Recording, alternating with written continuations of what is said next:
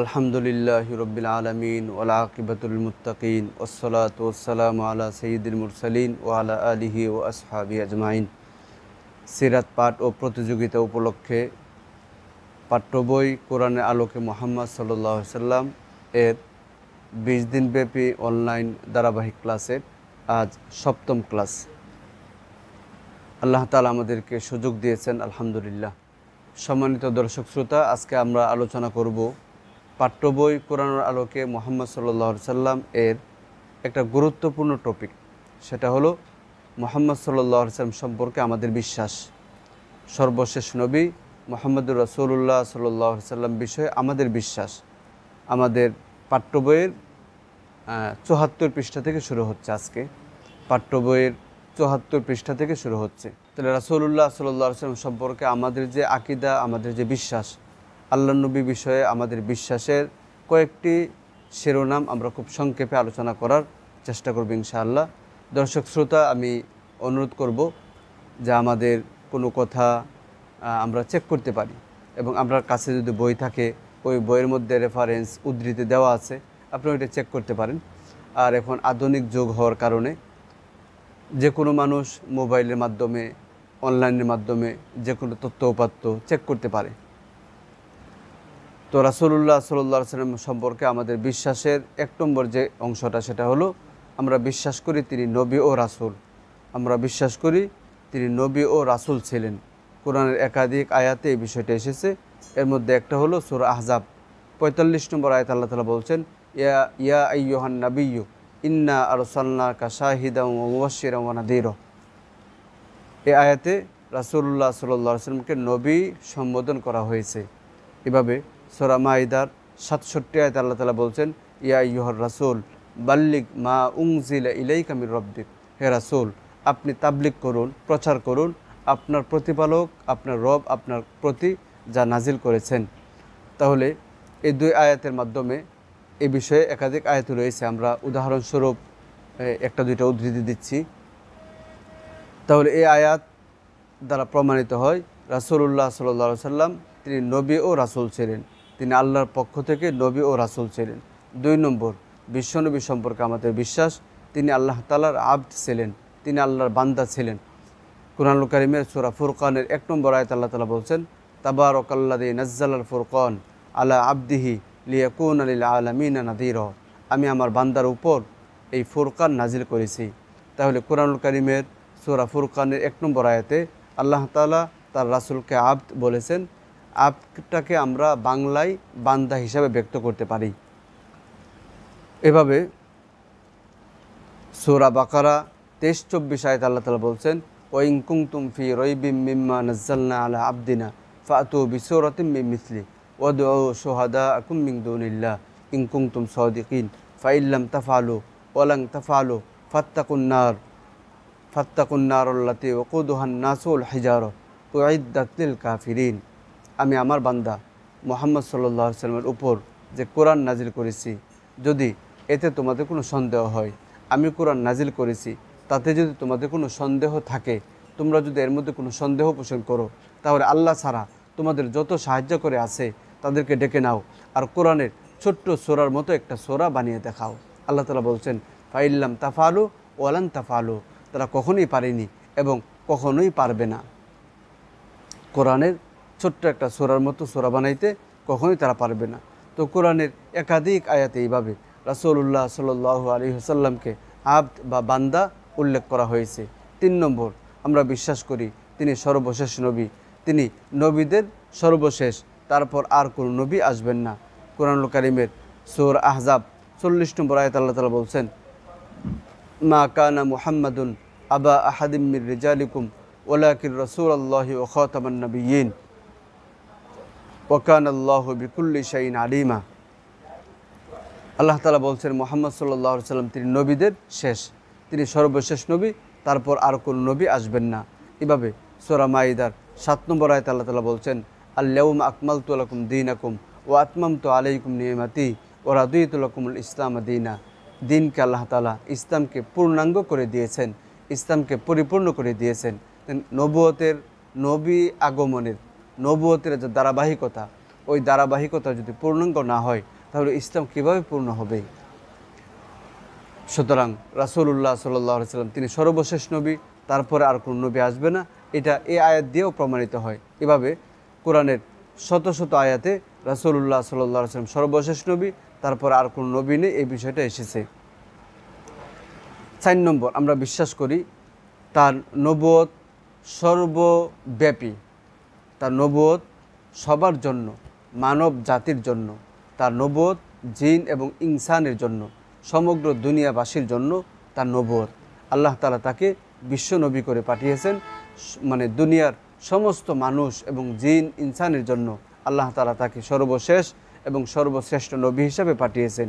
সূরা আরাফের 158 আয়াতে আল্লাহ তাআলা বলছেন, কুল ইয়া আইয়ুহান নাস ইন্নী রাসূলুল্লাহ ইলাইকুম জামিয়া আল্লাযী লাহু মুলকুস সামাওয়াতি ওয়াল আরদ।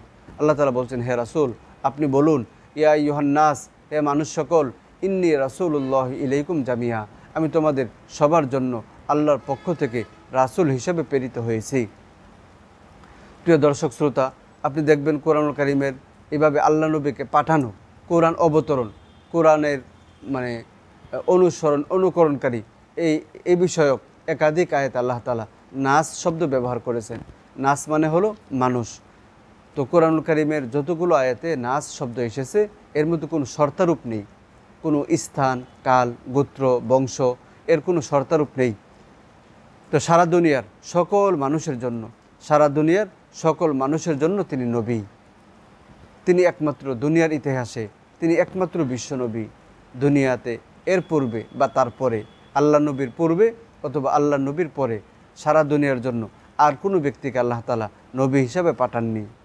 সম্মানিত দর্শক শ্রোতা, তাহলে মুহাম্মদ সাল্লাল্লাহু আলাইহি ওয়াসাল্লাম সম্পর্কে আমরা বিশ্বাস করি।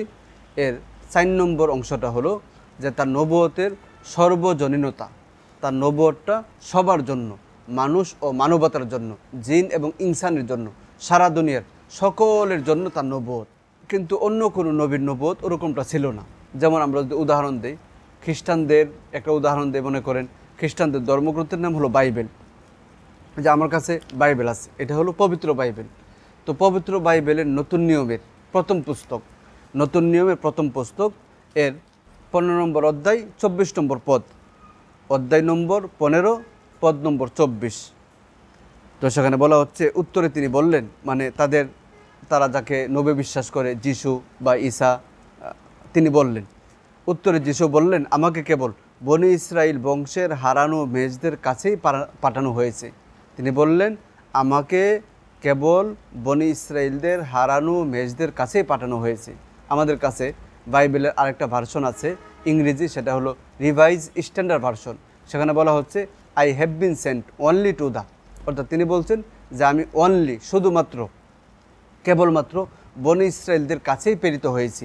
এভাবে একই পুস্তক মতির 10 নম্বর অধ্যায়ের 5 পদে বলা হচ্ছে যে তিনি তার 12 জন শিষ্যকে এইসব আদেশ দিয়ে পাঠালেন, তোমরা ও ইহুদিদের কাছে বা সমরীয়দের কাছে যেও না, বরং ইসরায়েল জাতির হারানো মেজদের কাছেই যাবে। তাহলে নিজের ক্ষেত্রে তিনি বললেন যে আমি শুধুমাত্র বনি ইসরায়েলদের কাছেই প্রেরিত হয়েছি, আর শিষ্যদের তিনি বললেন যে তোমরা বনি ইসরায়েল ছাড়া ও ইহুদি বা সমরীয় কারো কাছে তোমরা যেও না, তোমরা শুধুমাত্র বনি ইসরায়েলদের কাছেই যাবে। এভাবে প্রত্যেক নবীর নবুয়ত ছিল নির্দিষ্ট একটা অংশ, নির্দিষ্ট একটা এলাকা, নির্দিষ্ট একটা জাতির জন্য। আর মুহাম্মদুর রাসূলুল্লাহ সাল্লাল্লাহু আলাইহি ওয়াসাল্লাম তার নবুয়ত হলো সারা দুনিয়ার সকল মানুষ এবং জিনদের জন্য। 5 নম্বর, আমরা বিশ্বাস করি রাসূলুল্লাহ সাল্লাল্লাহু আলাইহি ওয়াসাল্লামকে সম্মান করা, আল্লাহ নবীকে ইজ্জত করা, আল্লাহ নবীকে সম্মান করা, শ্রদ্ধা করা, ভক্তি করা, এটা হলো ঈমানের অংশ। রাসূলুল্লাহ সাল্লাল্লাহু আলাইহি ওয়াসাল্লামের সম্মান করা, এটা হলো ঈমানের অংশ। সূরা হুজুরাত এর 2য় আয়াত আল্লাহ তাআলা বলছেন যে হে ঈমানদারেরা, তোমরা পরস্পর যেভাবে পরস্পর কথা বলো, পরস্পর একজন আরেকজনকে যেভাবে সম্বোধন করো, রাসূলকে এইভাবে কথা বলবে না, এইভাবে সম্বোধন করবে না। যদি ওরকমটা করো, আন তাহবাতু আমালুকুম ওয়া আনতুম লা তাশউরুন, তাহলে তোমাদের যাবতীয় কর্মের প্রতিদান নষ্ট হয়ে যাবে, তোমাদের যাবতীয় কর্ম নষ্ট হয়ে যাবে, ওয়া আনতুম লা তাশউরুন, অথচ তোমরা ঠিক পাবে না। এভাবে সূরা ফাত 8 ও 9 আয়াত আল্লাহ তাআলা বলছেন, ইন্না আরসালনাকা শাহিদাও ওয়া মুবাশশিরাও ওয়া নাযীরা লিতু'মিনু বিল্লাহি ওয়া রাসূলিহি ওয়া তু'আজ্জিরুহু ওয়া তুওয়াক্কিরুহু ওয়া তুসাব্বিহুহু বুকরাতাও ওয়া আসীলা। এই আয়াতে আল্লাহ তাআলা ইমানের অংশ উল্লেখ করেছেন যে রাসূলুল্লাহ সাল্লাল্লাহু আলাইহি ওয়াসাল্লাম সাহায্য করা, তাকে সম্মান করা, তাকে শ্রদ্ধা করা, ওইটা মুমিনের জন্য ইমানের অংশ। সূরা আলী ইমরানের 81 নম্বর আয়াতে আল্লাহ তাআলা উল্লেখ করছেন পূর্ববর্তী নবী রাসূলদের কাছ থেকে আল্লাহ তাআলা এই অঙ্গীকার নিয়েছিলেন যে যদি বিশ্বনবী তাদের জীবদ্দশায় দুনিয়াতে আসেন তাহলে যেন তার উপর ঈমান আনা হয় এবং তাকে অবশ্যই যেন সাহায্য করে, তাকে যেন সম্মান করে, তাকে যেন মেনে চলে। আল্লাহ তাআলা বলছেন ওয়াইদ আখাযাল্লাহু মিসাকান নাবিয়্যিনা লামা আতাইতুকুম মিন কিতাবিন ওয়া হিকমা সুম্মা জাআকুম রাসূলুম মুসাদ্দিকুল লিমা মাআকুম লাতু'মিনুন্না বিহি ওয়া লাতানসুরুন্না ক্বালা আ'আকরারতুম ওয়া আখাযতুম আলা যালিকুম ইসরি ক্বালু আকরারনা ক্বালা ফাশহাদু ওয়া আনা মাআকুম মিনাশ শাহিদিন। তো এইভাবে রাসূলুল্লাহ সাল্লাল্লাহু আলাইহি সাল্লামকে সম্মান করা, তাকে ইজ্জত করা, তাকে সাহায্য করা, তাকে মান্য করা, তাকে মেনে চলা ইত্যাদি ঈমানের অংশ। সম্মানিত উপস্থিতি, রাসূলুল্লাহ সাল্লাল্লাহু আলাইহি সাল্লাম সম্পর্কে আমাদের বিশ্বাস এর 6 নম্বর আমরা যেটা উল্লেখ করব সেটা হলো আল্লাহর নবী পরিপূর্ণভাবে তার দায়িত্ব আদায় করেছেন। নবুয়ত ও রিসালতের দায়িত্ব তিনি পরিপূর্ণভাবে আদায় করেছেন আমরা বিশ্বাস করি। রাসূলুল্লাহ সাল্লাল্লাহু আলাইহি সাল্লাম সম্পর্কে আমরা বিশ্বাস করি যে তিনি নবুয়ত ও রিসালতের দায়িত্ব পরিপূর্ণভাবে আদায় করেছেন। কুরআনুল কারীমের একাধিক আয়াতে এই বিষয়টা এসেছে। আপনি আমাদের পাঠ্য বইয়ের 77 নম্বর পৃষ্ঠার মধ্যে অনেকগুলো উদ্ধৃতি পাবেন। আমরা শুধু এতগুলো আয়াত না বলে হাদিসের একটা উদাহরণ দিই। এটা হলো সহিহ বুখারীর 4403 নম্বর হাদিস। রাসূলুল্লাহ সাল্লাল্লাহু আলাইহি সাল্লামের বিদায়ী হজের যে ঘটনা, ওই ঘটনা এসেছে। ইবনু উমর রাদিয়াল্লাহু আনহু বলেন রাসূলুল্লাহ সাল্লাল্লাহু আলাইহি সাল্লাম সাহাবায়ে কেরামের সে বিশাল জামাতের সমবেত শ্রোতামণ্ডলী সাহাবীদেরকে লক্ষ্য করে তিনি বললেন যে আমি কি তোমাদের কাছে আল্লাহর বাণী পরিপূর্ণভাবে পৌঁছে দিয়েছি? সাহাবায়ে কেরাম একসাথে সমস্বরে কোনো চিন্তা ভাবনা ছাড়াই তারা আল্লাহ নবীর পক্ষ থেকে প্রশ্ন করার সাথে সাথেই তারা একসাথে বললেন অবশ্যই আপনি আল্লাহর পক্ষ থেকে যাবতীয় দায়িত্ব পরিপূর্ণভাবে পালন করেছেন। রাসূলুল্লাহ সাল্লাল্লাহু আলাইহি সাল্লাম শাহাদত আঙ্গুলকে আকাশের দিকে উত্তোলন করলেন এবং বললেন আল্লাহুম্মা শাহাদ, আল্লাহুম্মা শাহাদ, হে আল্লাহ আপনি সাক্ষী থাকুন, হে আল্লাহ আপনি সাক্ষী থাকুন। অর্থাৎ রাসূলুল্লাহ সাল্লাল্লাহু আলাইহি সাল্লাম তার নবুয়ত ও রিসালতের দায়িত্ব তিনি পরিপূর্ণভাবে সম্পন্ন করেছেন, পরিপূর্ণভাবে পালন করেছেন। দায়িত্ব আদায়ে তিনি কোনো রকমের কোনো ত্রুটি করেননি, কোনো রকমের কোনো অসম্পূর্ণতা তিনি রাখেননি। প্রিয় উপস্থিতি, রাসূলুল্লাহ সাল্লাল্লাহু আলাইহি সাল্লাম সম্পর্কে আমরা বিশ্বাস করি তিনি আমাদেরকে যা শিখিয়েছেন সব নির্ভুল শিখিয়েছেন, কোনো ত্রুটিযুক্ত কোনো কিছু তিনি আমাদেরকে শেখাননি। আমাদের আলোচনার 7 নম্বর অংশটা হলো আমরা বিশ্বাস করি বিশ্বনবী রহমাতুল্লিল আলামিন তিনি আমাদেরকে যা কিছু শিখিয়েছেন এসব ছিল নির্ভুল। তিনি ভুল ত্রুটিযুক্ত কোনো কিছুই তিনি আমাদের শেখাননি। সূরা হাদীদের 28 নম্বর আয়াতে আল্লাহ তাআলা বলছেন ইয়া আইয়ুহাল্লাযীনা আমানুত্তাকুল্লাহ ওয়া আমিনু বিরাসূলিহি ইউতিকুম কিফলাইনি মির রাহমাতিহি ওয়া ইয়াজআল লাকুম নূরান তামশুনা বিহি ওয়া ইয়াগফির লাকুম আল্লাহু গফুরুর রহিম। এভাবে সূরা সূরা নাজমের 1 থেকে 4 নম্বর আয়াতে আল্লাহ তাআলা কসম করে বলছেন যে আল্লাহর নবী প্রবৃত্তি থেকে তিনি আমাদেরকে কোনো কিছুই শেখাননি, আমাদেরকে তিনি কোনো কিছুই বলেননি। ইন হুয়া ইল্লা ওয়াহয়ুন ইউহা, তিনি আমাদের যা শিখিয়েছেন, তিনি আমাদের যা বলেছেন এসবগুলো ছিল ওহী নির্ভর, এসবগুলো ওহী নির্ভর ছিল। এর অর্থই হলো এসবগুলো ছিল আল্লাহ প্রদত্ত, এসবগুলো ছিল বিশুদ্ধ নির্ভুল। প্রিয় উপস্থিতি, আপনি অবশ্যই বই পড়বেন। আমরা হলো ওই বইয়ের একটা সামগ্রিক বিষয় আমরা মুজাকারা করি, সেজন্য আমরা লম্বা কোনো ব্যাখ্যা বিশ্লেষণ করব না।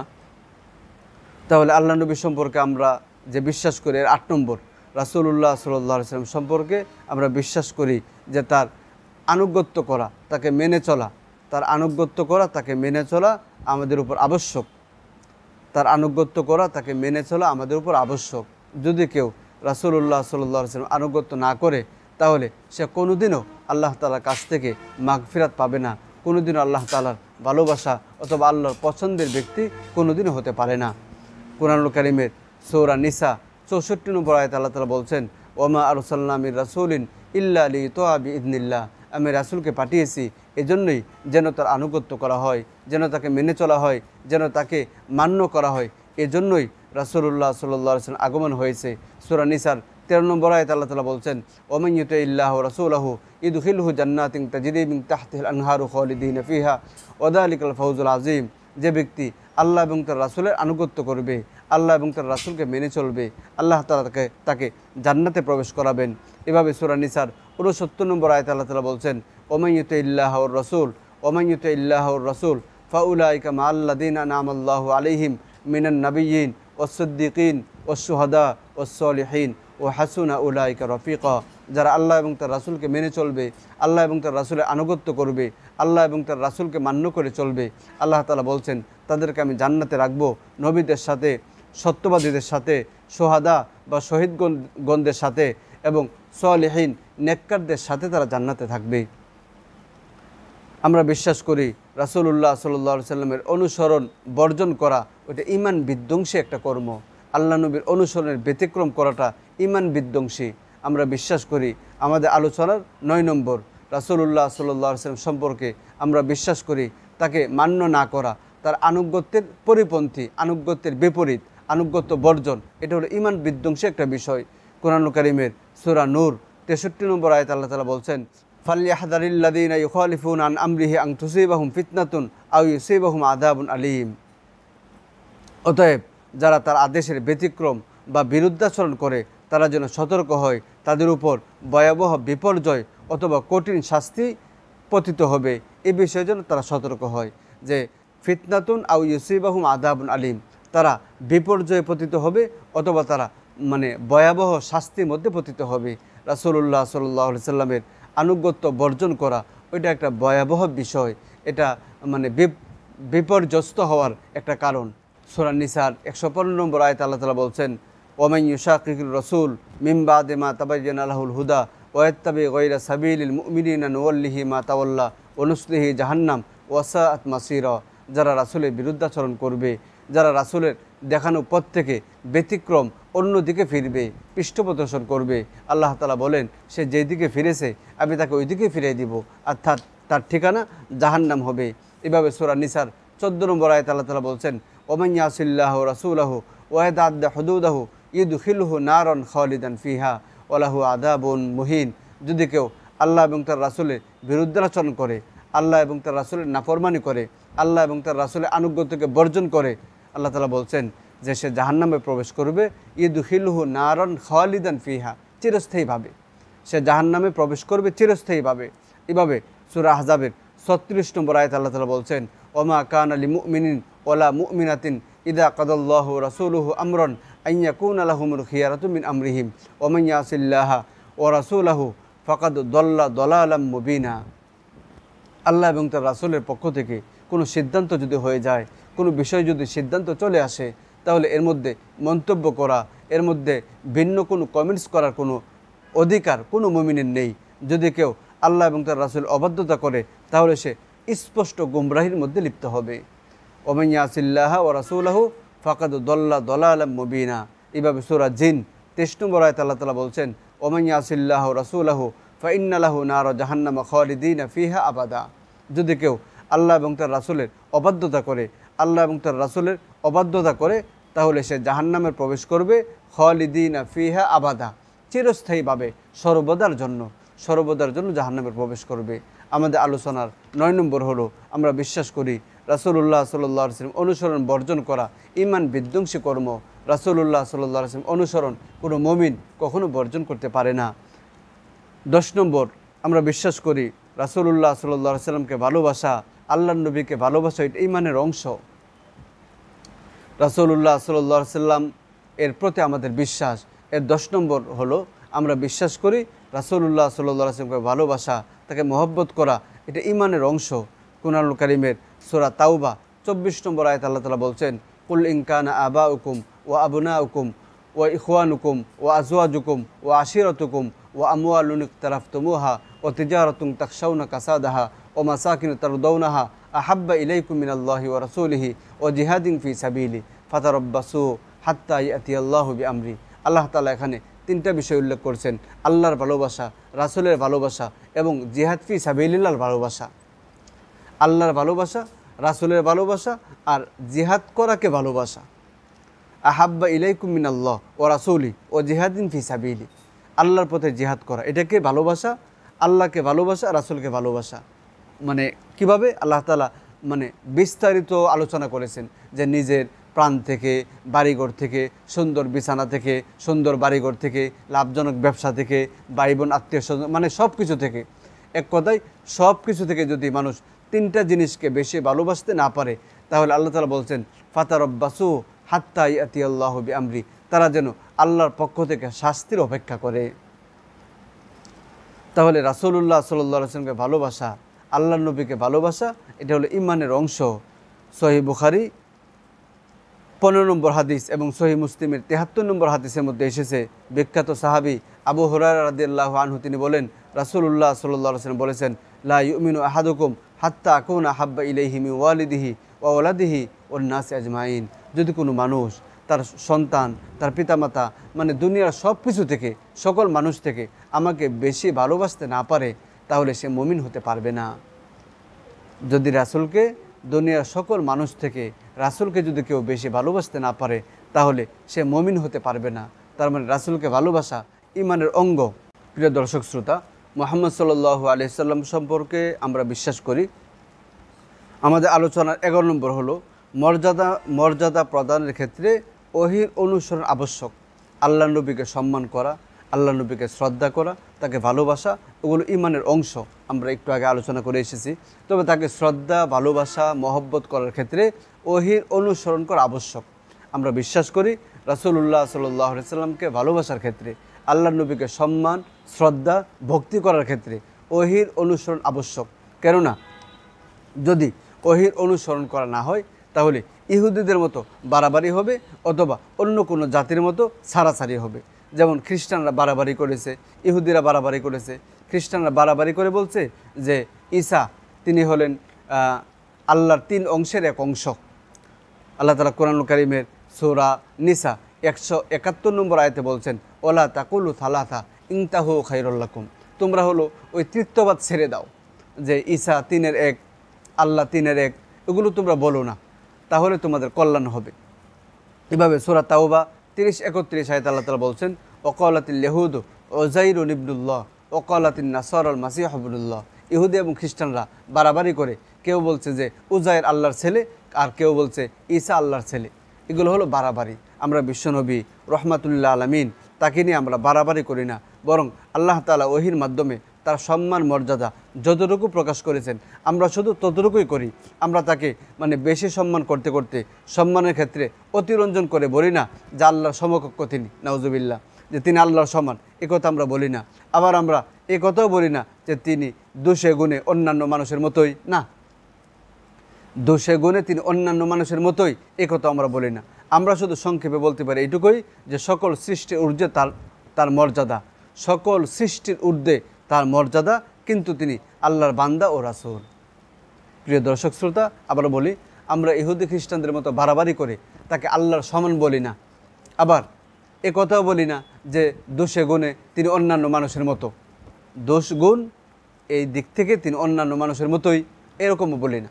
আমরা শুধু বলি যে তিনি আল্লাহর সৃষ্টির মধ্যে তিনি সর্বশ্রেষ্ঠ, আল্লাহ তাআলার সৃষ্টির মধ্যে তিনি সর্বশ্রেষ্ঠ, কিন্তু তিনি আল্লাহর বান্দা, তিনি আল্লাহর রাসূল। রাসূলুল্লাহ সাল্লাল্লাহু আলাইহি ওয়াসাল্লাম সম্পর্কে আমরা বিশ্বাস করি যে তিনি মানুষ ছিলেন, তিনি অলৌকিক কোনো জীব, কোনো প্রাণী ছিলেন না। আমাদের আলোচনার 12 নম্বর, মুহাম্মদ সাল্লাল্লাহু আলাইহি ওয়াসাল্লাম সম্পর্কে আমরা বিশ্বাস করি যে তিনি মানুষ ছিলেন, তিনি অলৌকিক কোনো জীব ছিলেন না। কোরআনের একাধিক আয়াতে আল্লাহ তাআলা এই বিষয়গুলো আমাদেরকে জানিয়েছেন। এর মধ্যে একটা হলো সূরা বানী ইসরাঈল 93-94 নম্বর আয়াতে আল্লাহ তাআলা বলছেন, কুল সুবহান রব্বি হাল কুনতু ইল্লা বাশারার রাসূলা ওমা মানা'আন নাস আন ইউমিনু ইয জাআহুমুল হুদা ইল্লা আন ক্বালু আবা'আথাল্লাহু বাশারার রাসূলা। হে রাসূল, আপনি বলুন, আমার রব পবিত্র, আমি তো কেবল একজন মানুষ। হাল কুনতু ইল্লা বাশারার রাসূলা, একজন মানুষ এবং আমি একজন নবী। মানুষের কাছে যখন হিদায়াতের বাণী আসে, তখন তো তারা শুধু এ কথা বলে ঈমান আনয়ন করা থেকে বিরত থাকে, তারা এই কথা বলে ঈমান আনয়ন করা থেকে বিরত থাকে যে আল্লাহ তাআলা কি একজন মানুষকে আমাদের জন্য রাসূল করে পাঠিয়েছেন। আমরা সূরা বনী ইসরাঈলের 93-94 আয়াতটা বোঝার চেষ্টা করি। আল্লাহ তাআলা বলছেন, কুল, হে রাসূল আপনি বলুন, সুবহানা রব্বি, আমার রব পবিত্র, হাল কুনতু ইল্লা বাশারর রাসূলা, আমি শুধুমাত্র মানুষ, আমি একজন মানুষ আর আমি একজন রাসূল, তাছাড়া আর কিছু না। ওমা মানান নাস আইয়ুমিনু ইযজাহুমুল হুদা, মানুষের কাছে যখন আল্লাহ তাআলার পক্ষ থেকে হেদায়েত আসে, হেদায়েতের বাণী নিয়ে যখন কোনো নবী রাসূল আসে, তখন মানুষ ওই নবী রাসূলের উপর ঈমান আনা থেকে বিরত থাকে এই কথা বলে যে ইল্লা আন ক্বালু আবাআতাল্লাহু বাশারর রাসূলা, যে আল্লাহ তাআলা কি একজন মানুষকে রাসূল বানাইছেন। তার মানে মক্কাবাসীরা রাসূলুল্লাহ সাল্লাল্লাহু আলাইহি ওয়াসাল্লাম মানুষ বিশ্বাস করতেন এবং তারা বলতো যে মানুষকে আল্লাহ তাআলা রাসূল বানাইছেন, যদি রাসূলই বানানোর ইচ্ছা আল্লাহ তাআলা থাকতো তাহলে ফেরেশতাদেরকে তিনি কেন পাঠালেন না।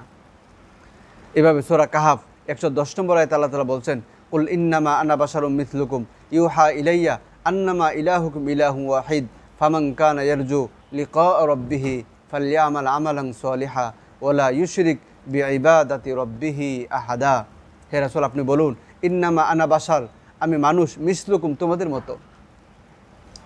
আল্লাহ তাআলা বলছেন, হে রাসূল আপনি বলুন, ইন্নামা আনা বাশার মিসলুকুম, আমি তোমাদের মতো মানুষ। ইন্নামা আনা বাশারুম মিসলুকুম, আমি তোমাদের মতোই মানুষ। এভাবে সূরা হামিম, সিজদা বা সূরা ফুসসিলাত এর 6 নম্বর আয়াতে আল্লাহ তাআলা বলছেন, কুল ইন্নামা আনা বাশারুম মিসলুকুম ইউহা ইলাইয়া আন্নামা ইলাহুকুম ইলাহুন ওয়াহিদ ফাস্তাকিমু ইলাই ওয়াস্তাগফিরু ওয়াওয়াইলুল লিল মুশরিকিন। হে রাসূল আপনি বলুন, ইন্নামা আনা বাশারুম মিসলুকুম, আমি তোমাদের মতোই মানুষ। প্রিয় দর্শক শ্রোতা, আল্লাহ তাআলা রাসূলকে শিখিয়ে দিচ্ছেন, এটা কোরআন আয়াত। কুল মানে হে নবী আপনি বলুন, তাহলে আল্লাহ তাআলা রাসূলুল্লাহ সাল্লাল্লাহু আলাইহি ওয়াসাল্লামকে শিখিয়ে দিচ্ছেন, হে রাসূল আপনি বলুন, ইন্নামা আনা বাশারুম মিসলুকুম, আমি তোমাদের মতোই কি মানুষ, তোমাদের মতো মানুষ। সহিহ বুখারীর 7181 নম্বর হাদিস এবং সহিহ মুসলিমের 4367 নম্বর হাদিসের মধ্যে উম্মু সালামা রাদিয়াল্লাহু আনহা থেকে বর্ণিত, আল্লাহ নবী বিচার কার্য বিষয়ে বললেন যে ইন্নামা আনা বাশারুন ও ইন্নাহু ইয়াতি।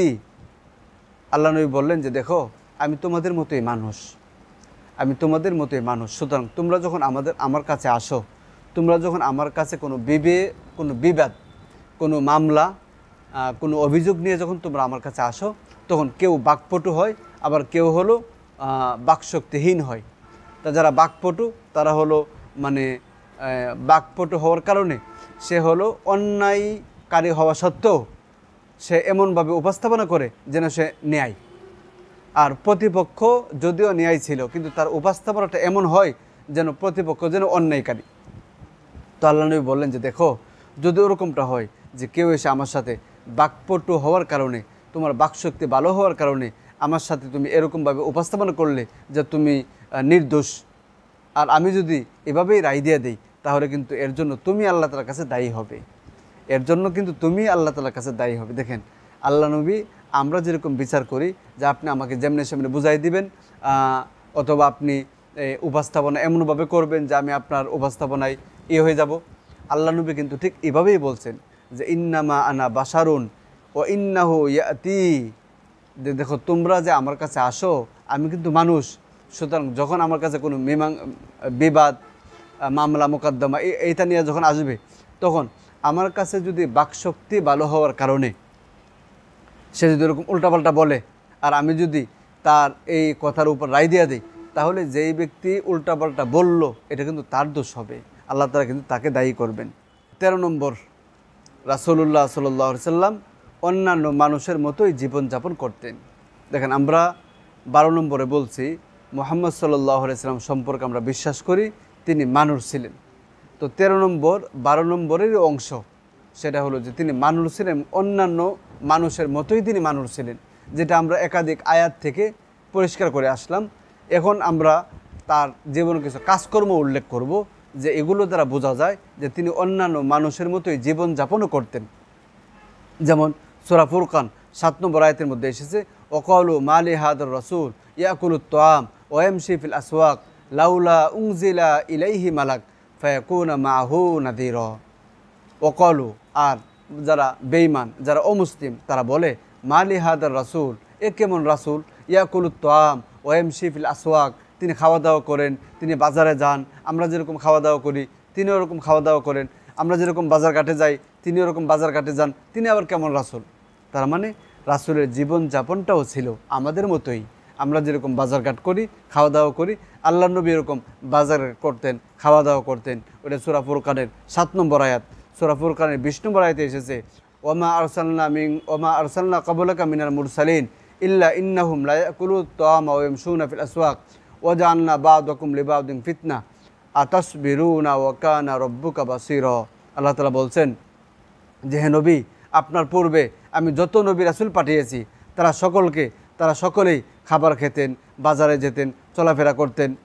মানে এই যে আপনি যে বাজার ঘাট করেন, আপনি খাওয়া দাওয়া করেন, এটা শুধুমাত্র আপনি না, আপনার পূর্বে আমি যত নবী রাসূল পাঠিয়েছি সকলেই এরকমটাই ছিল যে তারা বাজার ঘাটে যাইতেন, তারা খাওয়া দাওয়া করতেন।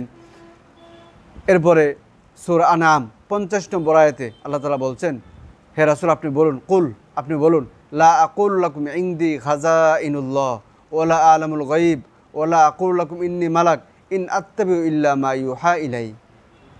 হে রাসূল আপনি বলুন, লা আকুলু লাকুম, আমি তোমাদের বলছি না, ইনদি খাজাইনুল্লাহ, আমার কাছে আল্লাহর ভান্ডার আছে। আমি তোমাদের এরকম বলছি না যে আমার কাছে আল্লাহর ভান্ডার আছে, অথবা আমি বলছি না ওয়ালা আলামুল গায়ব, যে আমি অদৃশ্য সব কিছু জানি, এটাও আমি তোমাদের বলছি না। তার মানে রাসূলুল্লাহ সাল্লাল্লাহু আলাইহি সাল্লাম অন্যান্য মানুষের মতোই জীবনযাপন করতেন। অন্যান্য মানুষ যেরকম কেউ বলতে পারবে না যে আমার কাছে আল্লাহর ভান্ডার আছে, এরকম বিশ্বনবী কথা বলেননি যে আমার কাছে আল্লাহর ভান্ডার আছে। এভাবে সূরা আরাফের 188 নম্বর আয়াতে এই বিষয়টা এসেছে। এরপরে সূরা আহকাফের 9 নম্বর আয়াতে এসেছে, অন্যান্য আয়াতের মধ্যেও এসেছে। আমাদের পাঠ্য বইয়ের 83, 82, 83, 84 পৃষ্ঠার মধ্যে আপনি অনেকগুলো উদ্ধৃতি পাবেন। তাহলে আমাদের আলোচনার অংশটা হলো যে রাসূলুল্লাহ সাল্লাল্লাহু আলাইহি সাল্লাম তিনি অন্যান্য মানুষের মতোই জীবনযাপন করতেন, অন্যান্য মানুষের মতোই তিনি মানুষ ছিলেন এবং অন্যান্য মানুষদের মতোই তিনি জীবনযাপনও করতেন। মুহাম্মদ সাল্লাল্লাহু আলাইহি সাল্লাম সম্পর্কে আমাদের বিশ্বাস, তিনি আমাদের আলোচনার 14 নম্বর, মুহাম্মদ সাল্লাল্লাহু আলাইহি সাল্লাম সম্পর্কে আমরা বিশ্বাস করি যে আল্লাহ তাআলা তাকে যা জানাইছেন তিনি তাই জানতেন, আল্লাহ তাআলা তাকে যা জানাননি তিনি জানতেন না। তিনি আলিমুল গায়ব অথবা অদৃশ্যের চাবি তার হাতে ছিল না। আল্লাহ তাআলা তাকে যেইটুকু জানিয়েছেন তিনি শুধু এইটুকুই জানতেন, তিনি এর বেশি কোনো কিছুই জানতেন না। কুরআনুল কারীমের সূরা নামল 65 নম্বর আয়াতে আল্লাহ তাআলা বলছেন, কুল, হে রাসূল আপনি বলুন, লা ইয়ালামু মান ফিস সামাওয়াতি ওয়াল আরদিল গায়বা ইল্লাল্লাহ। হে রাসূল আপনি বলুন, আসমান আর জমিন, ফিস সামাওয়াতি ওয়াল আরদ, আসমানের মধ্যে জমিনের মধ্যে এমন কেউ নাই যে ব্যক্তি অদৃশ্য গায়েব জানে, ইল্লাল্লাহ, আল্লাহ ছাড়া। তাহলে আসমান জমিনে আল্লাহ ছাড়া আর কেউ গায়েব জানে না। এইভাবে সূরা আনাম 58 আয়াতে আল্লাহ তাআলা বলছেন, ওয়া ইনদাহু মাফাতিহুল গায়ব লা ইয়ালামুহা ইল্লা হু, ওয়া ইনদাহু মাফাতিহুল গায়ব, গায়েবের যাবতীয় চাবিকাঠি যা আছে সব কিছু আল্লাহর কাছে, লা ইয়ালামুহা ইল্লা হু, আল্লাহ ছাড়া গায়েবের কোনো কিছু কেউ জানে না। আমরা একটু আগেও বলছি যে কুরআনুল কারীমের সূরা আনামের 50 নম্বর আয়াতে আল্লাহ তাআলা বলছেন, কুল, হে রাসূল আপনি বলুন, লা আকুলু লাকুম, আমি তোমাদের বলছি না, ইনদি খাজাইনুল্লাহ, আমার কাছে আল্লাহর ভান্ডার আছে, অথবা ওয়ালা আলামুল গায়ব, আর আমি তোমাদের এই কথা বলছি না যে আমি মানে ওই গায়েব জানি, অদৃশ্য সব কিছু আমি জানি। প্রিয় দর্শক শ্রোতা, রাসূলুল্লাহ সাল্লাল্লাহু আলাইহি সাল্লামকে আল্লাহ তাআলা শিখিয়ে দিচ্ছেন, হে রাসূল আপনি বলুন, লা আলামুল গায়ব, আমি গায়েব জানি না। আমি তোমাদের বলছি না যে আমার কাছে আল্লাহর ভান্ডার আছে, আর আমি তোমাদের এই কথাও বলছি না যে আমি গায়েব জানি।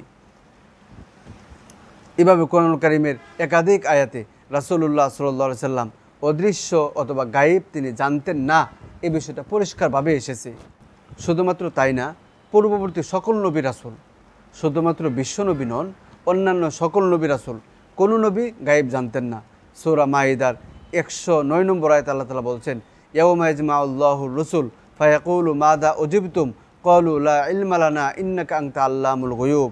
বিচার দিবসের কথা এসেছে এখানে, যে আল্লাহ তাআলার ওই দিন নবী রাসূলগণ বলবেন যে হে আল্লাহ, আপনি আমাদেরকে যা জানাইছেন তাছাড়া আমরা তো আর কোনো কিছুই জানতাম না, গায়েবের জ্ঞান তো আমাদের কাছে ছিল না।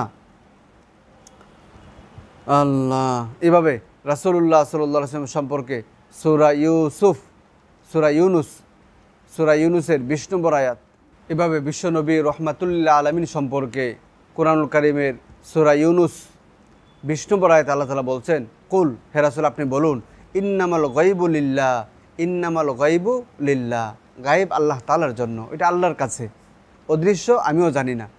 ফাং তাজিরু, তোমরা অপেক্ষা করো, ইন্নী মাকুম মিনাল মুনতাজিরিন, আর তোমাদের সাথে আমিও অপেক্ষা করছি। দেখেন যে তোমরাও অপেক্ষা করো, কোনো একটা বিষয় আল্লাহ তাআলা না জানাইলে ওইটা জানার জন্য তোমরা যেরকম অপেক্ষা করবে আমিও অপেক্ষা করব। তোমরা যেরকম অদৃশ্য জানো না, তোমরা যেরকম গায়েব জানো না, আমিও জানি না। কুল ফাংতাজিরু ইন্নী মাকুম মিনাল মুনতাজিরিন, কুল ইন্নামাল গায়বু লিল্লাহ ফাংতাজিরু ইন্নী মাকুম মিনাল মুনতাজিরিন। আল্লাহ তাআলা শিখিয়ে দিচ্ছেন, হে রাসূল আপনি বলুন যে গায়েব আল্লাহর কাছে, সুতরাং আল্লাহ তাআলা না জানাইলে তোমরা জানতে পারবে না, অপেক্ষা করতে হবে। ফাংতাজির, তোমরা অপেক্ষা করো, ইন্নী মাকুম মিনাল মুনতাজিরিন, আর তোমাদের সাথে আমিও কি করছি, অপেক্ষা করছি। এভাবে কোরআনের অনেক আয়াতে আল্লাহ তাআলা এই বিষয়টি পরিষ্কার করেছেন যে আল্লাহ তাআলা ছাড়া গায়েব আর কেউ জানে না। আমাদের পাঠ্য বইয়ের 84-85 পৃষ্ঠার মধ্যে আপনি অনেকগুলো আয়াতের উদ্ধৃতি পাবেন ইনশাআল্লাহ। রাসূলুল্লাহ সাল্লাল্লাহু আলাইহি ওয়াসাল্লাম সম্পর্কে আমাদের বিশ্বাস, এই আলোচনার 15 নম্বর, এই আলোচনার 15 নম্বর, আমরা বিশ্বাস করি বিশ্বনবী সাল্লাল্লাহু আলাইহি সাল্লাম তিনি হাজির নাজির নন, তিনি হাজির নাজির নন। হা আলিফ দয়দ র হাদির, আর নুন দাল ইয়া র নাদির, এটা হলো নাদির। মানে আমি করোনা যে বছর, ওই বছর জনকে ব্যক্তির সাথে আমার কী ছিল, ওই বাহাজ ছিল, বাহাজ বোঝো তো, বাহাজ ছিল, বাহাজটা হবে মহেশপুরে। তো এখন আমার কাছ থেকে যখন তারেক নিল যে অমুকের সাথে আমরা বাহাজ করতে হবে, তো যাই হোক উলামায়ে কেরামের অনুরোধে আমি রাজি হলাম যে ঠিক আছে। তো রাজি হওয়ার পরে যে আমি জিজ্ঞেস করছি, তাহলে আমার সাথে বাহাজ করবে কে, যে অমুক, নাম বললে চিনে ফেলবেন বেচারা পরিচিত মানুষ, যে অমুক আপনার সাথে বাহাজ করবে। বিষয় কি, যে বিষয় হলো হাজির নাজির, হাজির নাজির নিয়ে বাহাজ হবে। তো এখন ওই ব্যক্তির নাম শোনার পরে আমি হলো ইউটিউবে সার্চ দিছি যে আচ্ছা ওই ব্যক্তির সাথে যখন বাহাজ করবো ব্যক্তিটা কেমন একটু দেখি। তো দেখার পরে দেখলাম তার অনেকগুলো বয়ান যে হাজির নাজির, আল্লাহ নবী হাজির নাজির ছিলেন এই বিষয়ে। আল্লাহ এরপরে শুনি সে আয়াত বলতেছে, ওই যে হাজির নাজির, যে ওই হাজির নাজির আয়াত বলতেছে নুন দাল ইয়া র নাদির, ওই যে বাশিরা ও নাদিরা, বাশিরা ও নাদিরা যে আয়াতগুলো আছে, এই সবগুলো আয়াত সে হাজির নাজিরের দলিল দিচ্ছে। অথচ আমরা এখানে যে আলোচনা করব নুন আলিফ জ র নাজির, ওইটা নাদির না, নাজির, অর্থাৎ হাদির নাদির, বুঝতে পারছি? নুন আলিফ না, এরপরে জ র নাজির। তাহলে আল্লাহ নবী হাজির নাজির নন। তাহলে হাজির মানে তিনি সব জায়গায় উপস্থিত, যিনি সব জায়গায় কি উপস্থিত। আর নাজির মানে হলো তিনি সব কিছুর দ্রষ্টা, তিনি সব কিছু দেখেন। একই সাথে তিনি আমাকেও দেখছেন, একই সাথে দুনিয়ার সব কিছুকে তিনি দেখছেন। তাকে বলা হয় কি নাজির, নাদির না, নাজির।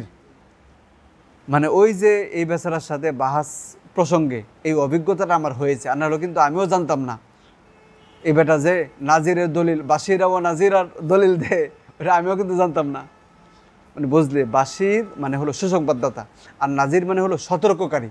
তা কোরআনে একাধিক আয়াতের মধ্যে এসেছে মুহাম্মদ সাল্লাল্লাহু আলাইহি সাল্লাম তিনি সতর্ককারী এবং সুসংবাদদাতা। তা কোরআনের শব্দটা হলো বাশিরা ও নাদিরা। তা নাদিরা যে শব্দগুলো, ওই শব্দ দিয়ে এসে হাজির নাজিরের দলিল দিচ্ছে। অথচ এখানে নাজির মানে হলো নুন আলিফ জ র, পার্থক্যটা বুঝাইতে পারছি? তাহলে নুন আলিফ জ রা যদি হয় তাহলে অর্থ হবে সর্বদ্রষ্টা, আর নাদির মানে হলো সতর্ককারী। তাহলে আল্লাহ নবী 100 বার সতর্ককারী ছিলেন, কিন্তু তিনি সর্বদ্রষ্টা ছিলেন না। কোরআনুল কারীমের একাধিক আয়াতে এই বিষয়গুলো এসেছে। এর মধ্যে একটা হলো সূরা আলী ইমরান 44 আয়াত। আল্লাহ তাআলা বলছেন, যালিকা মিন আম্বাইল গায়ব নুহিহি ইলাইক ওমা কুনতা লাদাইহিম ইয ইয়ালকুনা আকলামুহুম আইয়ুহুম ইয়াকফুলু মারইয়াম ওমা কুনতা লাদাইহিম ইয ইয়াখতাসিমুন। আল্লাহ তাআলা বললেন যে এখানে হলো একটা ঘটনা এসেছে, আর কি একটা ঘটনা এসেছে এই আয়াতে। ওই ঘটনার দিকে ইঙ্গিত করে আল্লাহ তাআলা বলছেন যে তারা যখন এই ঝগড়া বিবাদ করে, তারা যখন এই বাদানুবাদ করছিল, তখন আপনি ওই জায়গায় ছিলেন না, ওইটা আপনি দেখেননি, ওইটা আপনি জানতেন না। আমি যদি না জানাইতাম তাহলে এটা আপনি জানতেন না। এভাবে সূরা কাসাস 44 থেকে 46 আয়াত আল্লাহ তাআলা বলছেন মুসা আলাইহিস সালাতু ওয়াস সালামের যে ঘটনা, ওই ঘটনা কি আল্লাহ নবী জানতেন না, আল্লাহ তাআলা তাকে জানিয়েছেন। সূরা ইউসুফের 102 নম্বর আয়াতে আল্লাহ তাআলা বলছেন ইউসুফ আলাইহিস সালাতু ওয়াস সালামের যে লম্বা ঘটনা, ওই ঘটনাটা আল্লাহ তাআলা তাকে জানিয়েছেন, না জানিলে তিনি জানতেন না। এভাবে সূরা আহকাফ 9 নম্বর আয়াতে আল্লাহ তাআলা বলছেন যে কুল মা কুনতু বিদআম মিনার রাসূল ওয়া মা আদরি মা ইউফালু বি ওয়ালা বিকুম। তাহলে এইভাবে কোরআনুল কারীমের একাধিক আয়াতে এসেছে রাসূলুল্লাহ সাল্লাল্লাহু আলাইহি সাল্লাম হাজির নাজির, তথা তিনি সর্বস্থানে উপস্থিত এবং সর্বদ্রষ্টা তিনি নন, তিনি সর্বদ্রষ্টা নন। সূরা আহকাফের 9 নম্বর আয়াতের তাফসির প্রসঙ্গে তাফসিরে ইবনে কাসিরের মধ্যে এসেছে যে রাসূলুল্লাহ সাল্লাল্লাহু আলাইহি সাল্লাম বলছেন লা আদরি মা ইউফালু বি ওয়ালা বিকুম ফিদ দুনিয়া, হ্যাঁ, যে দুনিয়াতে আমার অবস্থা কি হবে। পূর্ববর্তী নবীদেরকে যেরকম হত্যা করা হয়েছিল, শহীদ করা হয়েছিল, আমাকে এরকম শহীদ করা হবে নাকি আমি স্বাভাবিক মৃত্যুবরণ করব, এটা আমি জানি না। এই কথাটা আল্লাহ তাআলা কোরআনুল কারীমের সূরা আহকাফের 9 নম্বর আয়াতে বলছেন। তাহলে সূরা আহকাফের 9 নম্বর আয়াতের ব্যাখ্যা স্বয়ং রাসূল করে দিয়েছেন এভাবে যে দুনিয়াতে আমার অবস্থা কি হবে, আমি স্বাভাবিক মৃত্যুবরণ করব নাকি আমাকে শহীদ করা হবে, আমি জানি না। সম্মানিত দর্শক শ্রোতা, মুহাম্মদ সাল্লাল্লাহু আলাইহি ওয়াসাল্লাম সম্পর্কে আমরা বিশ্বাস করি, আমাদের আলোচনা 16 নম্বর, যে আল্লাহ নবী সকল সদ্গুণের অধিকারী ছিলেন, তার মধ্যে সকল সদ্গুণের সমাহার ঘটেছিল। রাসূলুল্লাহ সাল্লাল্লাহু আলাইহি ওয়াসাল্লামের মধ্যে সকল উত্তম, ভালো, হ্যাঁ, শ্রেষ্ঠ যাবতীয় গুণ একই সত্তার মধ্যে সংগঠিত হয়েছিল, একই সত্তার মধ্যে জমা হয়েছিল, যেটা কবিতার আকারে বা কবির ভাষায় আমরা বলতে পারি হাসনাতু জামিউ খিসালিহি। কোরআনের একাধিক আয়াতে এই বিষয়গুলো এসেছে, আমরা পাঠ্য বইয়ের 27 নম্বর আয়াতে এর উদ্ধৃতিগুলো পাবো ইনশাআল্লাহ। 58 নম্বর, আমরা বিশ্বাস করি তিনি আল্লাহ তাআলার সর্বশ্রেষ্ঠ সৃষ্টি। আমরা আগেও বলছিলাম এই কথাটা যে আল্লাহ তাআলার সৃষ্টির মধ্যে তিনি শ্রেষ্ঠ, আল্লাহ তাআলা সর্বশ্রেষ্ঠ সৃষ্টি তিনি। তো সূরা হিজরের 72 আয়াতে আল্লাহ তাআলা বলছেন লা আমরুকা ইন্নাহুম লাফি সাকরাতিহিম ইয়ামাহুন, লা আমরুকা ইন্নাহুম লাফি সাকরাতিহিম ইয়ামাহুন। তাফসির ইবনে কাসিরের মধ্যে এসেছে, ইমাম ইবনে কাসির রহমতুল্লাহি আলাইহি বলেন যে আল্লাহ তাআলা তার নবীর জীবনের কসম করেছেন, আর এই কসমের মাধ্যমে তার মর্যাদা, উচ্চতম স্থান এবং সীমাহীন খ্যাতি উদ্দেশ্য, অর্থাৎ রাসূলুল্লাহ সাল্লাল্লাহু আলাইহি সাল্লাম আল্লাহ তাআলার সৃষ্টির মধ্যে সর্বশ্রেষ্ঠ, এবং সর্বশ্রেষ্ঠ হওয়ার কারণেই আল্লাহ তাআলা রাসূলের জীবনের উপর জীবন নিয়ে কসম বা শপথ করেছেন। আমাদের আলোচনার 17 নম্বর হলো রাসূলুল্লাহ সাল্লাল্লাহু আলাইহি সাল্লাম সম্পর্কে আমরা বিশ্বাস করি যে আল্লাহ নবীর উম্মতকে বাঁচানোর জন্য, উম্মতকে জাহান্নাম থেকে বাঁচানোর জন্য, উম্মতকে পথভ্রষ্টতা থেকে বাঁচানোর জন্য, উম্মতকে গুমরাহি থেকে বাঁচানোর জন্য তিনি সবসময় ফিকির করতেন, সবসময় চিন্তা করতেন। এই বিষয়ে তার কঠিন এবং প্রবল আগ্রহ ছিল। রাসূলুল্লাহ সাল্লাল্লাহু আলাইহি সাল্লাম সবসময় উম্মতকে বাঁচানোর চিন্তা ফিকির করতেন। সূরা ফাতিরের 8 নম্বর, সূরা কাহাফের 6 নম্বর, সূরাতুশ শুআরা 3-4 নম্বর আয়াতে এই বিষয়গুলো এসেছে। হাদিস শরীফে একটা ঘটনা এসেছে, সহিহ মুসলিমের 2284 নম্বর হাদিস। বিখ্যাত সাহাবী আবু হুরায়রা রাদিয়াল্লাহু আনহু বলেন রাসূলুল্লাহ সাল্লাল্লাহু আলাইহি ওয়াসাল্লাম বলছেন আমার আর তোমাদের উদাহরণ হলো এক ব্যক্তি অনেক বড় আগুন জ্বালিয়েছে, আর ওই আগুনের চতুর্পাশ থেকে কিছু পোকা আগুনের মধ্যে ঝাঁপ দিচ্ছে, আর ওই বেচারা হলো কোমরের মধ্যে গামছা পেঁচে। অর্থাৎ কোনো একটা কাজ যখন মানুষ ভালো করে করতে চায়, কোনো একটা কাজের উপর যখন মানুষ বেশি শ্রম গাম দিতে চায়, তখন এটাকে ব্যক্ত করতে বোঝায় যে কোমর বেঁধে লেগেছে। তাহলে আল্লাহ নবী বলছেন যে ওই ব্যক্তি হলো কোমরে গামছা বেঁধে তারপরে চতুর্দিকে সে দৌড়াদৌড়ি করছে, দৌড়ঝাঁপ করছে ওই পোকাগুলোকে আগুন থেকে বাঁচানোর জন্য। আমার আর তোমাদের উদাহরণ ঠিক এরকমই, যে তোমরা জাহান্নামের আগুনে ঝাঁপ দেওয়ার জন্য তোমরা লাফালাফি করছো, দৌড়াদৌড়ি করছো, আর আমি তোমাদেরকে জাহান্নাম থেকে বাঁচানোর জন্য আমি সবসময় এই চিন্তায়, এই ফিকিরে আছি যে সবসময় আমি তোমাদেরকে জাহান্নামের আগুন থেকে বাঁচাইতে চাচ্ছি। আমরা বিশ্বাস করি রাসূলুল্লাহ সাল্লাল্লাহু আলাইহি সাল্লাম তিনি উম্মতকে বাঁচানোর জন্য সবসময় ফিকির করতেন, তিনি উম্মতকে জাহান্নাম থেকে বাঁচানোর জন্য সবসময় ফিকির করতেন, তিনি উম্মতকে গুমরাহি থেকে, শিরিক কুফরের অন্ধকার থেকে উদ্ধার করার জন্য, শিরিক কুফর বেদাত এর অন্ধকার থেকে উদ্ধার করে বের করে হেদায়েত এবং একত্ববাদের তাওহীদের আলোতে নিয়ে আসার জন্য সবসময় তিনি চিন্তা ফিকির করতেন। এ বিষয়ে তার আগ্রহ ছিল সবচেয়ে প্রবল। এ বিষয়ে তার আগ্রহ ছিল সবচেয়ে কঠিন। আমরা বিশ্বাস করি রাসূলুল্লাহ সাল্লাল্লাহু আলাইহি সাল্লাম এর বিরোধী যারা, এর মানে বিরোধিতা করা মানে ওই ব্যক্তির উপর শাস্তিকে অবধারিত করা। আল্লাহর নবীর বিরোধিতা করা মানে নিজের উপর শাস্তিকে, আল্লাহ প্রদত্ত শাস্তিকে অবধারিত করে নেওয়া।